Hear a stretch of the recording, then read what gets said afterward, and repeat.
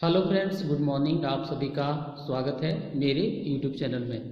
पिछले वीडियो में मैंने आपको समझाया था भारतीय संविधान का भाग 1 अनुच्छेद 1 से लेकर 4 तक, जिसमें नए राज्यों को प्रवेश कैसे दिया जा सकता है, राज्यों का पुनर्गठन, सीमाओं में परिवर्तन किस तरीके से किया जा सकता है, इससे संबंधी प्रावधान मैंने आपको समझाया था। उम्मीद करता हूँ आप सभी को ये समझ में आया होगा। वीडियो शुरू करने से पहले और एक बात ये है कि कई लोगों के मन में ये डाउट रहता है कि किताबें कौन सा पढ़ें। तो मेरा कहना साफ साफ यही है, किताबें कोई सा भी पढ़ें, कोई सा भी सामान्य ज्ञान का किताब लीजिए, पर उसको पूरा कंप्लीट करिए। जब कोई भर्ती एग्जाम आता है तो उसी किताब से पढ़िए, किंतु थोड़ा सा ध्यान रखिए कि सिलेबस क्या है। सिलेबस में वो यदि आपकी किताब में नहीं है तो कोई दूसरा अन्य किताब भी आप ले सकते हैं। सिलेबस के हिसाब से आप किताब बदलिए, है ना। जनरली जितने भी एग्ज़ाम जो होता है सामान्य ज्ञान का, उसमें भारतीय संविधान, भूगोल, अर्थव्यवस्था, सामान्य विज्ञान, पर्यावरण, ये सब में कॉमन रहता है जनरली। कुछ में हिंदी भाषा जुड़ जाएगा, कुछ में इंग्लिश का जुड़ जाएगा, कुछ में मैथ्स रीजनिंग भी होगा, कुछ में जो है कंप्यूटर का भी होगा। तो इसके लिए आपको अलग से करना पड़ेगा।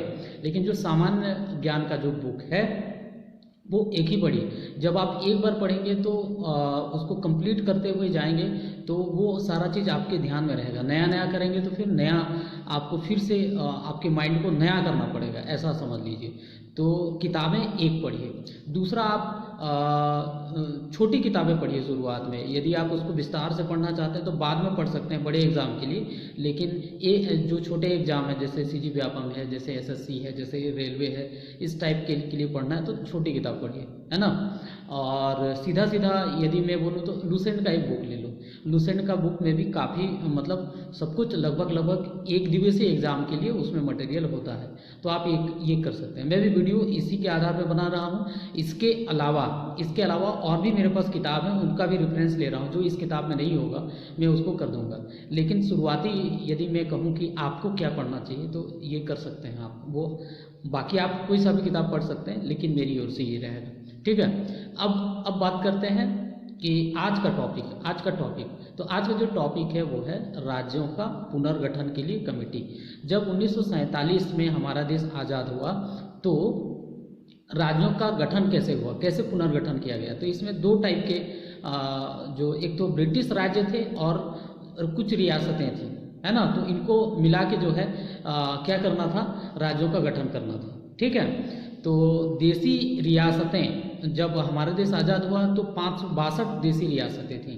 तो आप लोगों को पता है कि वल्लभ भाई पटेल, है ना, उन्होंने देसी रियासतों को भारत में मिलाने में उनकी जो भूमिका है वो बहुत ही ज़्यादा महत्वपूर्ण है, ठीक है।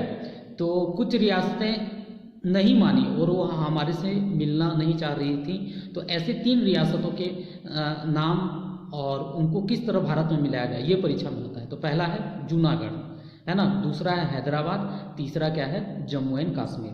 तो ये एग्जाम में आता है। तो जूनागढ़ को कैसे भारत में मिलाया गया, तो जनमत संग्रह करा के, तो ये परीक्षा में आता है, इसको ध्यान में रखना है। दूसरा हैदराबाद में सैनिक कार्यवाही करके मिलाया गया। जम्मू कश्मीर भारत में कैसे मिला, तो ये है कि जब हमारा देश आज़ाद हुआ उस टाइम पे ही पाकिस्तानी कबालियों ने जम्मू कश्मीर पे हमला कर दिया, जिसकी वजह से हरि सिंह ने भारत में विलय करवा लिया। तो ये है जम्मू कश्मीर भारत में इस तरीके से विलय हुआ। तो ये 3 चीज़ आपको ध्यान में रखना है ना। ये परीक्षा में पूछा जाता है। अब इसके बाद जो राज्य है उनका पुनर्गठन कैसे हुआ, तो राज्यों का पुनर्गठन करने का जो आधार क्या रहा। जनरली राज्यों का पुनर्गठन प्रशासनिक सुरक्षा के आधार पर करते हैं, है ना। लेकिन जो लोग थे उनका मांग था कि भाषा के आधार पर किया जाना चाहिए। तो इसके लिए कई कमेटियां बनी, जिसमें से मैं 2-3 कमेटियां आपको बता रहा हूं, है ना। ये भी एग्जाम में आता है तो थोड़ा थोड़ा ध्यान में रखना है। तो पहला जो कमेटी बना वो भाषाई प्रांत आयोग इसको कहते हैं। इसको एस के दर कमेटी भी कहते हैं। एस के दर ही इनके अध्यक्ष थे, है ना। तो ये याद रखना है, पहला आयोग भाषाई प्रांत आयोग, एस के दर कमेटी, अध्यक्ष कौन थे, एस के दर थे। और इन्होंने रिपोर्ट देने पर ये सिफारिश किया कि जो राज्यों का जो गठन होना चाहिए वो प्रशासनिक आधार पर होना चाहिए, न कि भाषा के आधार पर। तो इन्होंने भाषा के आधार पर राज्यों के पुनर्गठन के लिए मना कर दिया, है ना। तो इतना थोड़ा सा ध्यान रखना है। उसके बाद अगली जो कमेटी बनी वो था JBP समिति। जे मतलब जवाहरलाल नेहरू, बी मतलब वल्लभ भाई पटेल, पी मतलब सीतारमैया।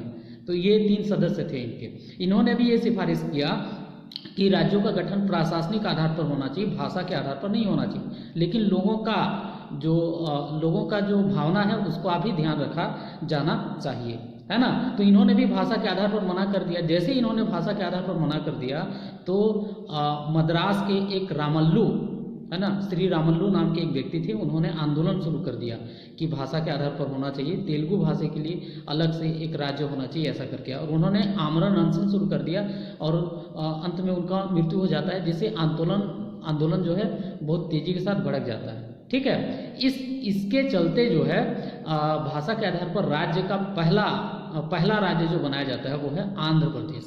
तो ये 1953 में इसका गठन किया गया था। तो ये ध्यान रखना है, परीक्षा में आता है कि भाषाई आधार पर पहला राज्य कौन सा बना था। तो भाषाई आधार पर पहला राज्य बना था आंध्र प्रदेश, 1953 में बना था। ठीक है, अब बाकी राज्य कैसे बने, तो उसके लिए फिर से नई कमेटी बनाई जो कि बहुत इंपॉर्टेंट है, जो परीक्षा में पूछा जाता है, वो है राज्य पुनर्गठन आयोग। 1953 में इसका गठन किया गया, बहुत इंपॉर्टेंट है। इसके जो अध्यक्ष थे वो थे फजल अली, सदस्य के.एम. पनिकर तथा हृदयनाथ कुंजरू, 3 लोग थे। फजल अली, के.एम. पनिकर, हृदयनाथ कुंजरू, ये थे। और इन्होंने 1953 में इसका गठन हुआ और इन्होंने जो रिपोर्ट सौंपी वो 1955 में सौंपी। ठीक है, और रिपोर्ट में उन्होंने क्या क्या कहा, है ना। पहला बात तो ये उन्होंने कहा कि केवल भाषा और संस्कृति के आधार पर राज्यों का गठन नहीं करना चाहिए, है ना। भाषा और संस्कृति के आधार भी होना चाहिए, लेकिन केवल भाषा और संस्कृति के आधार पर राज्यों का पुनर्गठन नहीं होना चाहिए। प्रशासनिक सुरक्षा का ध्यान रखा जाना चाहिए। और इन्होंने अपने रिपोर्ट में कहा कि भारत को जो है 16 राज्य और 3 संघ शासित प्रदेशों में विभाजित करना चाहिए, ये इनकी सिफारिश थी। ठीक है, कितना राज्य, 16 और 3 संघ शासित प्रदेश। कई बार परीक्षाओं में पूछा है, इसमें पूछा है कि राज्य पुनर्गठन आयोग के अध्यक्ष कौन थे, कई बार पूछा है। ठीक है, तो इन्होंने 16 राज्य और 3 संघ शासित प्रदेश का क्या किया, इन्होंने सिफारिश किया। और सिफारिश करने के बाद जब राज्यों का पुनर्गठन हुआ तो 14 राज्य और 5 केंद्र शासित प्रदेश बनाए गए, है ना।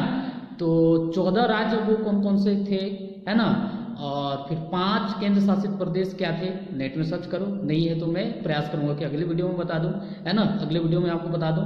और अब वर्तमान में कितने राज्य हैं, 28 राज्य हैं, है ना, और 8 केंद्र शासित प्रदेश हैं, संघ राज्य क्षेत्र हैं। तो 14 से कैसे 28 हुआ, ये सारा जो विस्तार से है मैं आपको बताऊंगा। इससे संबंधित बहुत सारे प्रश्न जो है परीक्षाओं में पूछा जाता है। उम्मीद करता हूँ ये आपको समझ में आया होगा। मैंने जो पढ़ाया है इसका PDF नोट्स चाहिए तो मेरा टेलीग्राम चैनल मेरे वीडियो के डिस्क्रिप्शन में है, वहाँ पर आप जाइए, उस लिंक पर जाइए, वहाँ से जुड़ जाइए, आपको वहाँ पर इसका PDF नोट्स मिल जाएगा। आप सभी लोगों का धन्यवाद।